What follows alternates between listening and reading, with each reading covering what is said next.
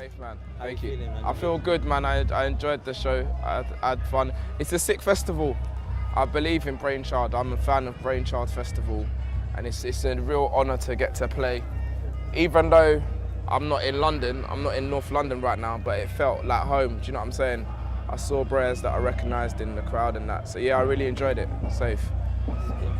And I kind of wanted to go into the name Ezra Collective. Ezra, yeah, cool. So basically, Ezra's a prophet in the Bible, and to really briefly summarize Ezra, basically his philosophy, if you like, was he studied prophets that came before him, and he used that information to go forward.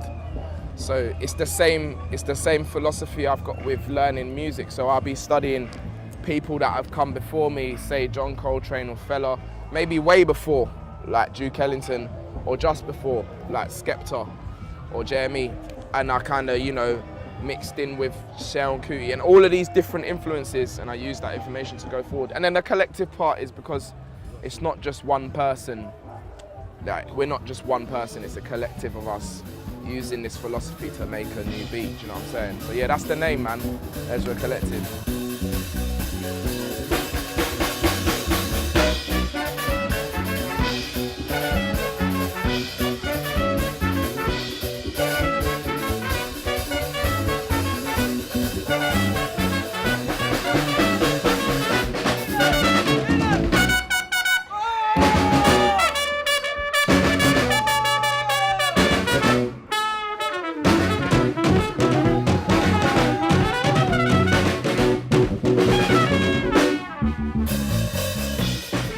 Really, as a concept, was like a hello wagwan, this is our philosophy. So I kind of try to get the reggae influence, the Afrobeat influence, the jazz influence, kind of smash it all, bit of grime, bit of everything we're checking out. And kind of chapter 7 for me was really just a hello, first record, first release. This is kind of who we are, 5 tracks. Do you know what I'm saying? So yeah, that's the full nameage, if you like, yeah. I think one of the biggest blessings of getting more popular and a bigger name is you just get to work with artists that you look up to, Zara being one of them. So I've been a fan of Zara's since for time, do you know what I mean? I've seen her live, I saw her shut down XOYO, and that was just as a fan, do you know what I mean? I just turned up like, I want to see this gig, and I'm a massive fan of her band and her and everything. And it was just such an honor that when man shot that really brave Facebook message like, are you on it? She was kind of like, yeah, I'll come down and sing. And it was like, Ross. And then, you know, it's still a bit mad, even when it comes on a shuffle or something, it's like, rah. Zara actually sang on one of our tunes. And she did the album launch, do you know what I'm saying? And she's like, I look up to Zara. She's sick, man, she's sick. So for her to really dedicate her time to us, and you know, like, that was a special thing. So yeah, good feeling, good feeling. So my dad had like 4 CDs in the car. One was like the gospel Kirk Franklin thing. He had like a Bob Marley record, and he had Fela, Don't Teach Me Nonsense. So that, to me, that's a special banger. Like, by age 6, I could sing every part of the whole song. And that's a lot, because that's a 25-minute song. So yeah, so he kind of gave me the first introduction to that music. And then I guess it went dormant in my life a bit. You know, you go through primary school and you just listen to everyone else is listening to. That may have been like Elephant Man or Cisco, a bit of Usher in there. But I guess when I started to really get deeper into music, I revisited that track, Teacher Don't Teach Me Nonsense, and then from there built a big web. But TJ being my brother, all of our listening up until very recently was all done together. You know, we had our room, shared room vibes. So whatever was on the computer, we both listened to. So we both got into all of this music together. So yeah, Dad threw in he gave us a splash, and then we jumped in.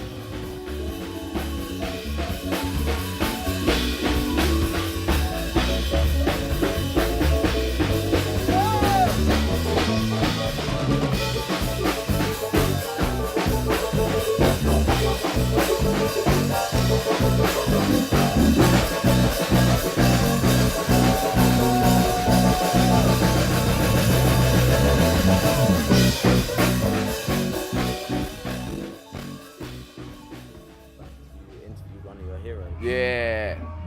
Tony Allen. Tony Allen. That was, what was that like? Special, man. It's special. I mean, it's just super special to be able to have formed a relationship with someone I idolize. He's my favorite drummer ever. Most musicians, especially if you love jazz music or acoustic music, most of our heroes are dead. So to not only have someone that I can say I've seen him play, but to actually be able to say I've had a drum lesson with him and I've interviewed him and I've spent time with him, you know, I've had lunch with him, do you know what I'm saying? So that, it's really special, you know, and it's really special to have the opportunity to talk to him about things I can't really read on Wikipedia. Like, what is your favorite seasoning on chicken? Do you know what I mean? That's deep. That's deeper level than just like, I know when you were born. Do you know what I mean? It's deeper than like. So when I'm with him, I ain't even really asking questions like, what was it like playing with Fela? Because I kind of can get that from other sources. I'm just more saying like, you know, are you into my shoes right now? What do you think of them? Or do you know what I mean? Like, I just really enjoyed going to a restaurant with him and him just picking out what he wanted to eat. I thought that was cool as hell. I'm a fanboy, innit? You can see on my face, innit? I was bare smiling. I was just a fanboy. So like, yeah, to interview him was like cool. Like, I was thankful to Giles for giving me that opportunity to do that. And yeah, he's such a hero. Is it a monthly show that you're doing now with Giles? Yeah, man, worldwide event. Yeah, it's good. Yeah, I've been DJing a lot and doing that show, Drummers Inc., where I get to interview a drummer, talk to them about drums, get mad, nerdy and geeky about it, and everyone has to deal with it because it's called Drummers Inc. So yeah, I go in deep, man. We be talking about your favourite wood for a stick and that, do you know what I mean? I think the way I think when I'm DJing is, before I spin a set, whether it's just a bedroom set to TJ, or whether it's like in a club, or whether it's like a mix like yourself, I normally have an idea of like song of the day, the song I really want people to get, and then I kind of like, the rest of the mix is complementing that. And so whereas if it's like I really want to lash a Fela joint in this mix, or I really want to play a Sun Ra tune, or I really want to play Common, or I really want to play Michael Jackson, anything, I'm just kind of trying to find things that complement that as much as possible. A bit like how you do anything, like if you're cooking for someone and I'm gonna get deep in, you know, like metaphors and that. If you're cooking for someone, the main article might be the chicken, but the other parts are important as well, like which rice you're gonna use and which, if you know, is it plantain or is it just coleslaw? Is it both? Do you know what I'm saying? So that was kind of my headspace. So I'm not really too incorporating my drumming, but more incorporating the way I listen to music, really.